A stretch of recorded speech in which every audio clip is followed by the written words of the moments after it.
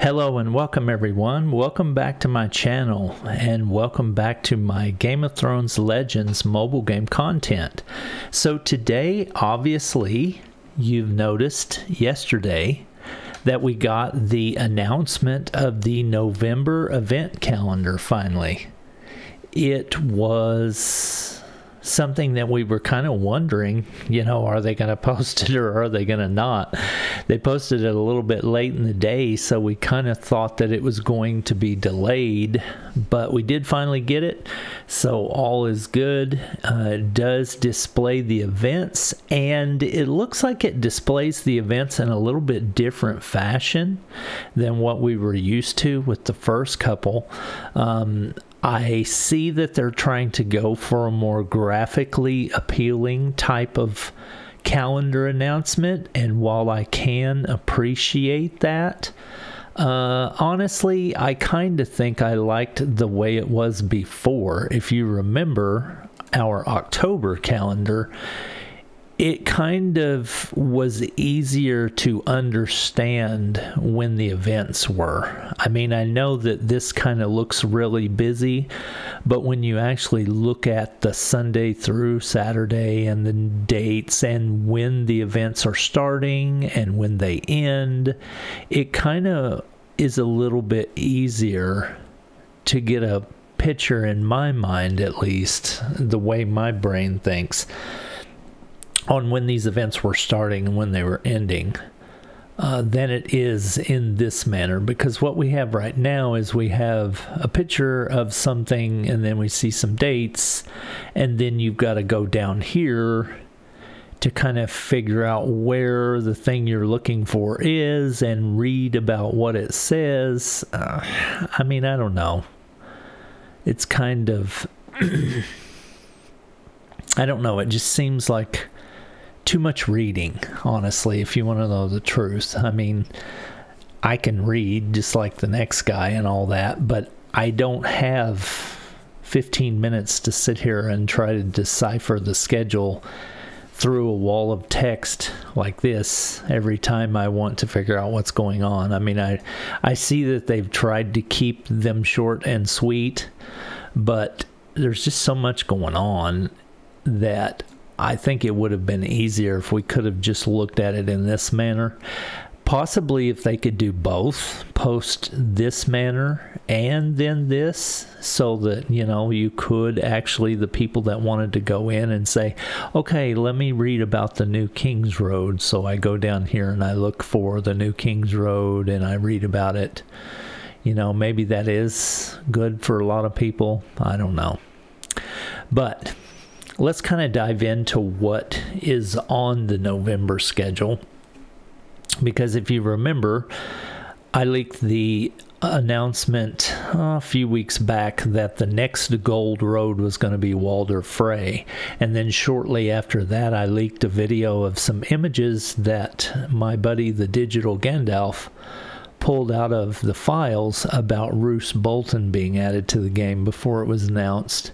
So now we know that they basically, corroborated what we said in our previous videos, that this is true. We knew it was true, but I mean, we didn't have a word from the developers on it to kind of back it up. Now we do.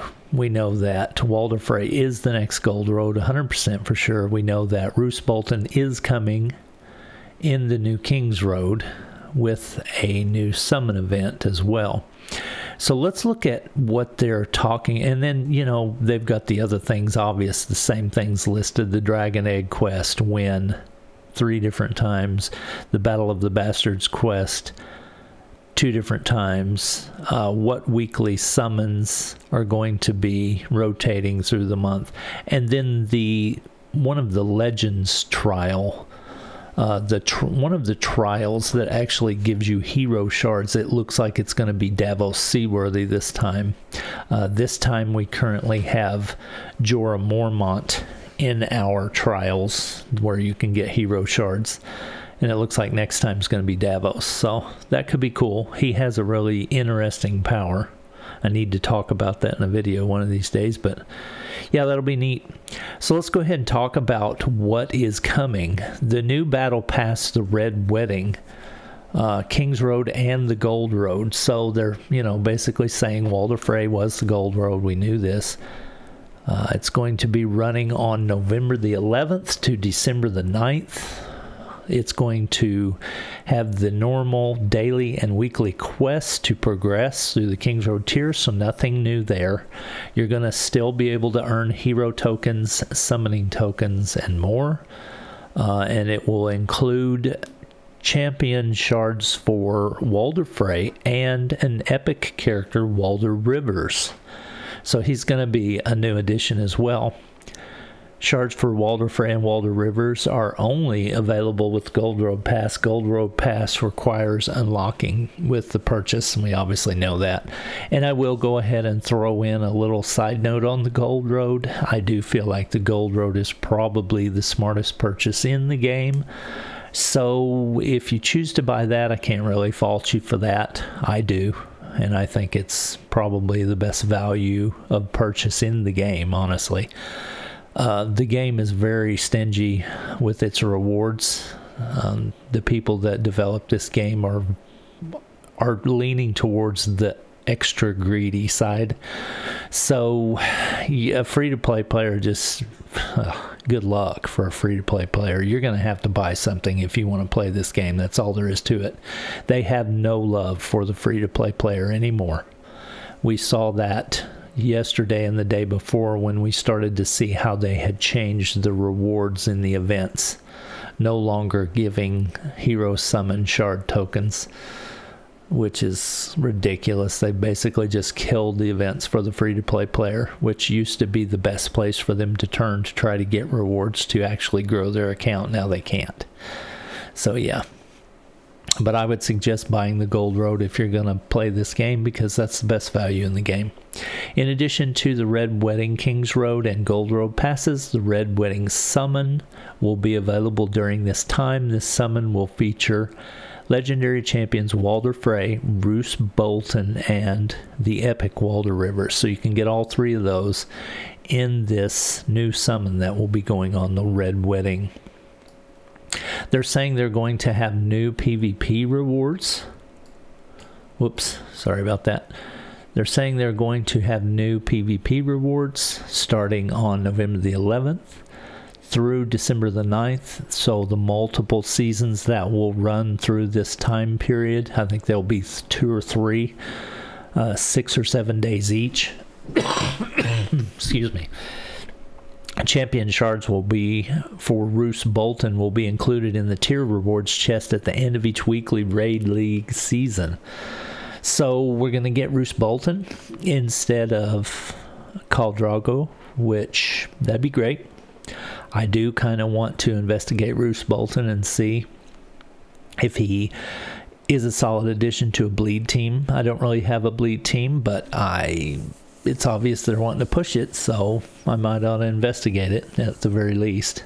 I'm not going to spend a lot of money to get one, though, because I'm pretty much done spending a lot of money on this game. I've already spent way too much. The Legends Trial Unpaid Debt will earn champion shards for Walder Frey and Walder Rivers. I don't really know about that. I think they may have made a mistake here. I'm not really sure, because in this graphic they show the Legends Trial and they show Davos Seaworthy. So I mean, I get it that the Gold Road is Walder Frey and, you know, Roose Bolton and all that, but they've clearly got Davos Seaworthy here in the Legends Trial. And then they turn around and say, in the Legend Trial, you're going to earn shards for Walder Frey and Walder Rivers. I don't really understand that. I think they may have made a mistake here and they mean Davos Seaworthy. But we can't really confirm that until we actually see the trial, and that won't start till November 15th. So we got a little ways to go before we can see that. My money is plan on it being Davos Seaworthy instead of what that says, but I could be wrong, very much so. The events, They're talking about the same old Dragon Quest, so yeah. Dragonstone summons and the Dragon Egg Quest are going to be during this time. Same heroes as always will have the bonus applied. So just get your teams together for that. Battle of the Bastards, same old thing. Same event, same times, same summon event, same heroes with the bonus. So get yourself ready for that. The summons October 21st through November 3rd are going to be the Rightful King. That one's going on right now. So you have a couple more days as of the airing of this video to get you some Stannis and Melisandre. That team is supposed to be doing really well, so that's probably a good choice. I'm not going for it because I'm too focused on something else, but I have seen where this is nice. So yeah, if that's what you're into, go for it. October 28th through November the 11th, we're going to have Survivor of the Watch, Jon Snow and Ghost. That's always a good solid choice, especially if you're trying to build a good legendary assault dragon killing team. Jon Snow and Ghost are a good pair for an ice version of that team to go against dragons. It's always really strong, so that's a good one. The Order of the Kingsguard featuring Jaime Lannister and Barristan Selmy. I'm not really interested in any of the Lannisters, to be honest. Sad, because I did think they were going to be good, but I just don't really see anybody doing anything with them. The Sisters reunited, Sansa Stark and Arya. I mean, I got better things to spend my tokens on, but that's wonderful. Kennedy of the Kingsmoot, Yara and Euron. I got better things to spend my tokens on again. Invaders from the North, legendary champion Ygritte. Got better things to spend my tokens on. Dynamic duo featuring champions Tyrion Lannister and Bronn. This is kind of a sore spot for me because they did just really wreck Tyrion. I'm still refusing to update at this time. I have the update in my iOS App Store, but I'm refusing to do it because I'm trying to use my Tyrion as long as I can. So yeah, I won't be spending my tokens on him anymore. Unrequited Love featuring Catelyn Stark and Peter Baelish. That's, you know, an interesting one, especially if you're after Peter or Catelyn. I mean, she makes a good addition to an ice team, but he is really good. So I can definitely see people spending tokens on that one. Thoros and Beric on the Leaders of the Brotherhood. That's Beric is a good one. Thoros I wouldn't suggest. The Khalasar featuring Khal Drogo and Daenerys, the Khaleesi version, the yellow version of Daenerys. A lot of people still like to build the Free Cities team, so I could see people wanting to spend their tokens on that. Not me, but yeah, go for it if you're into it. The We Light the Way, the green faction, I'm just not really into them, so I don't really see myself spending any time or effort on building those. The Triarchy Summon, not really interested in that either. November 25th through December 2nd, we'll get Jon Snow and Ghost again. Survivor of the Watch, the Rightful King, Stannis Baratheon will come back around at the end of November. Jaime Lannister again, blah blah blah. And then they just give you your spiel about how you got to buy character shards to be able to play the game. So yeah, this is the new November schedule. Hopefully we can find some reason to get excited about playing the game. Right now we're in kind of a bad state where the community's not happy. I'm gonna say it. I hear the voice of hundreds of people on my Discord community. The link to that will be in the description of my video, by the way, if you're interested in joining an awesome, thriving community that is having a great time with each other amidst all the nonsense that the developers keep throwing at us. They've basically made the game extra greedy by taking away the ability for free-to-play players to earn summon tokens through their efforts in the events. They have just beat us over the head with the same events over and over and over, and they're really starting to get long in the tooth. The Battle of the Bastards and the Egg event. They've nerfed some of the players' favorite characters like Longbraid and Tyrion. Longbraid I can understand. There was a lot of issues with that one. A lot of community was upset about that one. Some were happy, some were not. That one was very polarizing. Tyrion, though, I mean, give me a break. Tyrion was such a key pivotal character, and they just basically took his utility down 50% at least. I mean, he's nowhere near the exciting, relevant character that he was before. Now he's just kind of, you put him in your party if you can, if you don't have any other choice type of thing. It's not a situation of he has to be in your party anymore like before. Now it's just kind of meh, whatever at best. So yeah, we're not in a great spot. The community of the game is not really happy. Hopefully, the developers of the game will listen to things like this so that they can understand that the community is not happy.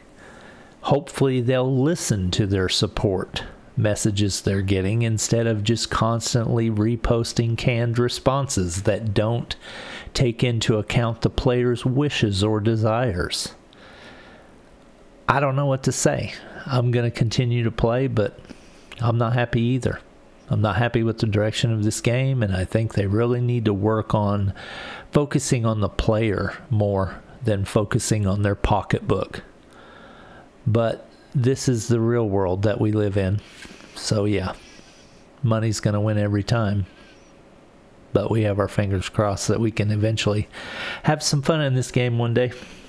So I appreciate you watching my content. Thank you for your time. I really do appreciate you tuning in. And I hope that you have a great day.